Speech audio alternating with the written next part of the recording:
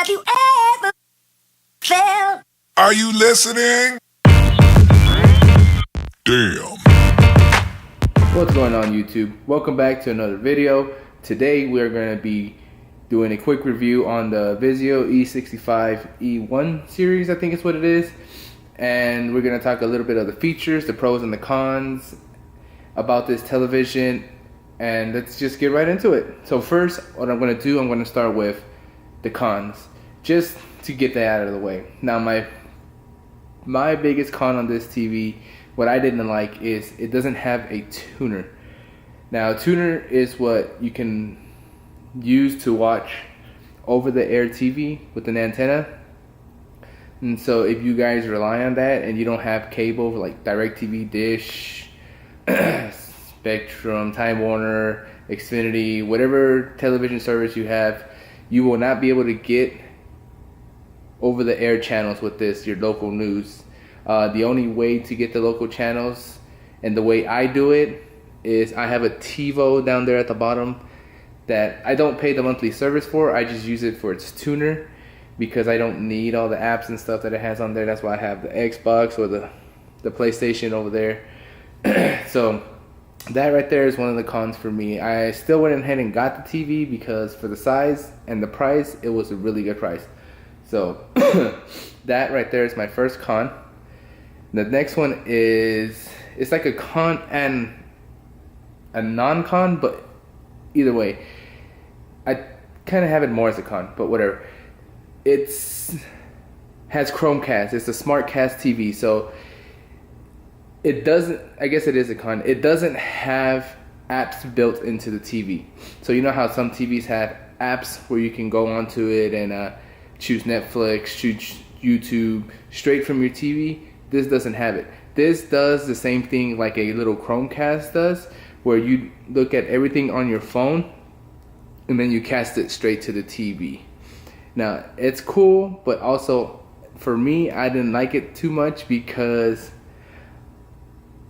I'd rather have a remote control in my hand and search through the apps and search through everything on the big screen instead of on my small screen on my phone.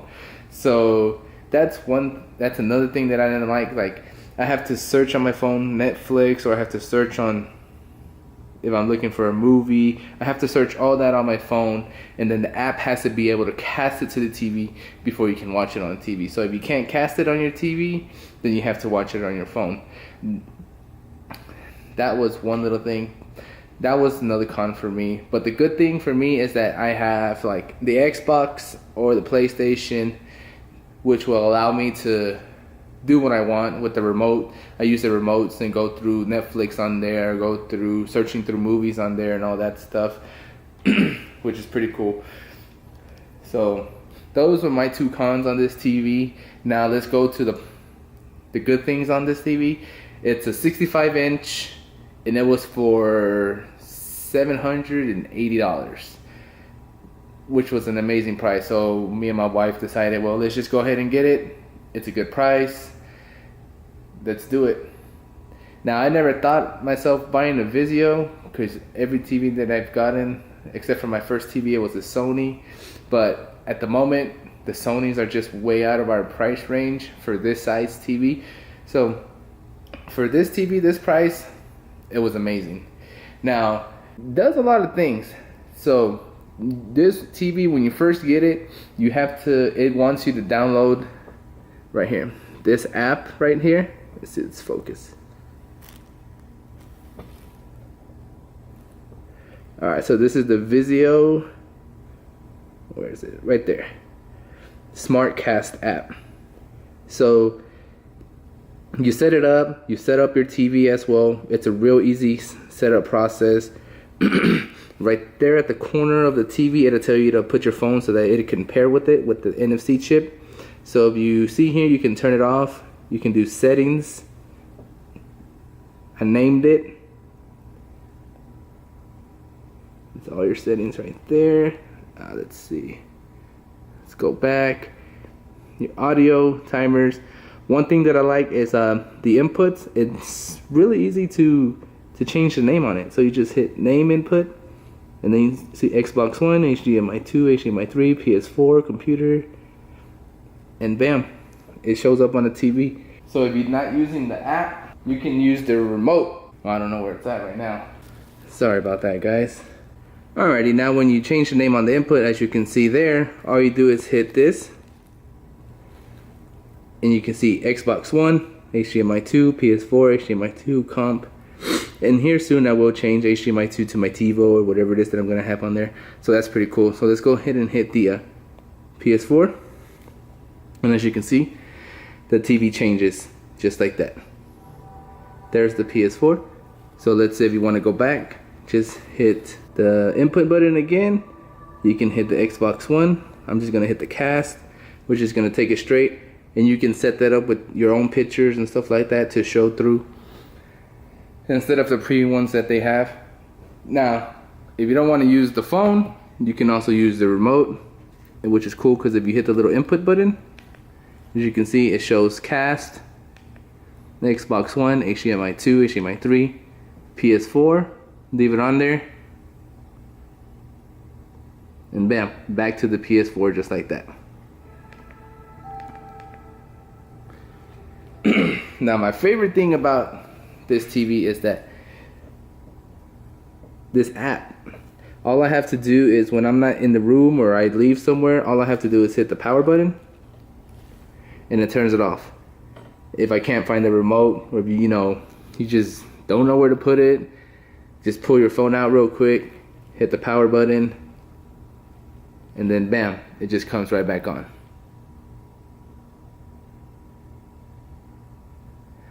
So just wait a few seconds before you try to turn it back on, because it's not turning on right now. Just give me 1 second. Let's see. Should be coming on now. There it goes. So when you turn it off, give it a few seconds and then turn it back on. Alrighty. So the app is pretty cool. Now the app has a lot of different things. It has a watch list you can put. It has your collection. Right now it has featured this movie La La Land. So you touch it, it's going to give you a few things on it. Watch now, cast it, 93% tomatoes, 26 minutes. If you hit watch now, it's going to take you here. Now it gives you suggestions. You can either rent it from Fandango Now or from Vudu. So you just touch it.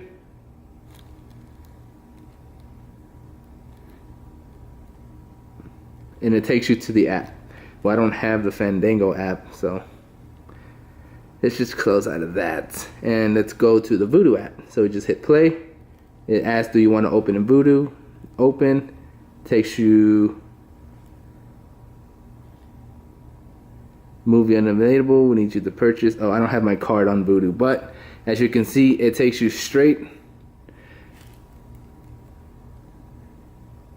Well, it should have taken you straight to the movie. I don't know. It took me to Slumdog Millionaire, but okay. Anyways, it should take you straight to the movie, and then you can watch the movie. Now, if you don't want to go through the app, you can go through Vudu or Fandango and rent from there and then cash straight to your TV. So that's one cool feature there, on demand. And then on now is where you can set up, if you have like DirecTV or something like that where you watch live TV, you just set it up and wait, I guess. Okay, it's not coming on. Okay, anyways, let's go back.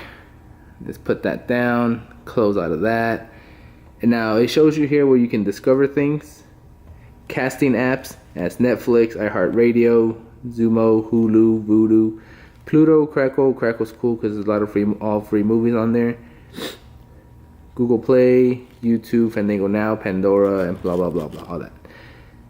Gives you categories, TV shows, movies, music, live TV, kids, and live streams. So the app is pretty cool. You can turn it off from your phone. You can turn it on. You can change the inputs. You can mute your TV, raise your TV. You can change your inputs. You can, all your network stuff on here. Mobile devices. It has me and my wife's phone on there, so we can control the TV how we want. And the TV right now is showing, it's on Vudu, movies and TV. I don't know why it's not focusing. There it goes. Anyways, let's get back to the app real quick. Oh, there goes to Discover. You can play it, watch it. So let's cast something to it real quick. Let's go to Netflix. I'm just gonna cast something. This is what I've been watching. Then we just hit the cast button, and we're gonna cast it to AJBB living room, which is my TV right there.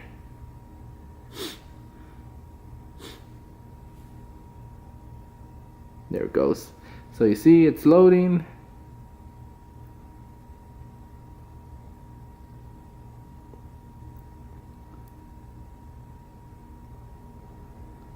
Now one thing is, for some reason, when I do it and I play it and then I cast it, sometimes it just takes a little while to show. And there it goes. Finally it's coming on. And there we go. And that's it. It's casted straight from Netflix on the phone to the TV. Alright, and that's pretty much everything in the app, as we can see here. Alrighty. So on here, a little bit more on the app. You hit the little buttons here, you know, get your TV show, movies, live TV, kids, live streams, your watch list, your collections, live TV, manage categories, device settings, set up new devices, help, or sign out. So this is the app for the TV, and which is pretty cool. I like it, and I don't like it because I have to have my phone in my hand, and usually when I have my phone in my hand, I'm like on Facebook or, you know, reading emails or something like that. So I'd rather have a remote to control the TV and all that stuff. So that's why I like the Xbox and the PlayStation 4 over there. It gives me the ability to do that right there. Alrighty, so now since we did we did some Netflix, let's do some YouTube streaming, because I don't have the 4K Netflix. So let's see if we can see a little bit of quality, 4K quality here from YouTube. Let's check it out. Well, it should say 4K, I would have thought. Hey, what is up guys, I'm Kim HD here, and the Samsung Galaxy S8 is, I thought that was a good analogy. Well, golf has never been my sport. Alrighty guys, let's see if we can get some. This right here is like 4K. The picture is really clean, really nice. It is not bad at all. I mean, I know you can probably tell or not tell on these watching it on the camera like that, but it is a really good picture. I like it. It is awesome. And yeah, so let's take a look at the thinness of this TV real quick. Now, it's not that bad. It's not that big, but it's not that thin as I would want it to be. Because at first I had my eyes on the Sony that was like this big, which was pretty awesome. So here's the TV. Don't worry about the wiring. That's going to get fixed up later. So when you pair your phone, this right here, you put your phone right here in the corner to pair it to your TV so you can turn it on from the app and all that good stuff. So at the moment, this is the TV setup right here. It's on this stand. There's a Bose Bluetooth speaker, the TiVo, the PlayStation 4, the Xbox One, the two Xbox remotes, the TV stand right here. At the moment, we have two plugs back there. We have an Ethernet jack right there going to the PlayStation for now. Cable jack plugs right there. We have 4 HDMI cables in here. So this right here is my setup for this TV at this moment. Now we haven't decided if we want to wall mount it or not, because at the moment, the way the living room is, let's see. The couch is right now, it's centered to the TV, and that is all in a good place. But as you notice, it is not centered on the arch. So if we mount the TV most likely will be centered, which would have to move this a little bit more, which would have to move the couch this way. Now this couch cannot move anymore, so it would overlap. So that's one thing we've run into right now, deciding if we're going to mount it or if we're not going to mount it. So sorry about that. We'll see what happens in the next video to see if we mount it or not. But also in the next video we should have going to show you the setup on going to get a receiver that's going to replace the Bluetooth speaker that's down there.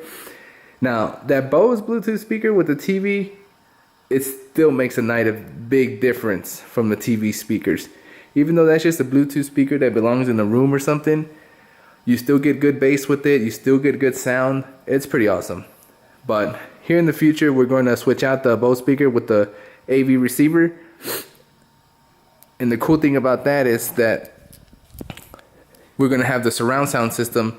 And when we got this house, it already has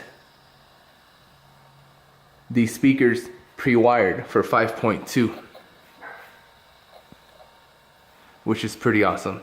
So once we get that, we're going to replace that speaker with the AV receiver. I know you can't see this, but that wall plate right there has all the wire speakers, which is pretty cool. Now also in the bedroom, there's 2 plates of speakers wired as well, and in the restroom there's always a there's already a pre-wired for speakers in there as well. So that AV receiver is going to run this living room, it's going to run the bedroom, the restroom, and the outside patio where there's 2 wires already ran as well. So this is the setup. I thank you guys for watching this video.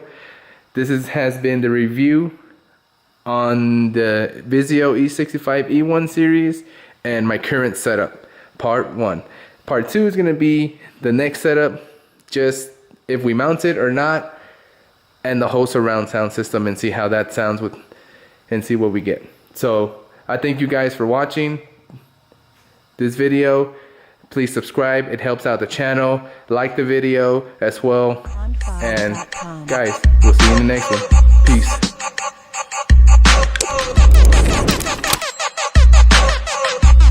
On5.com.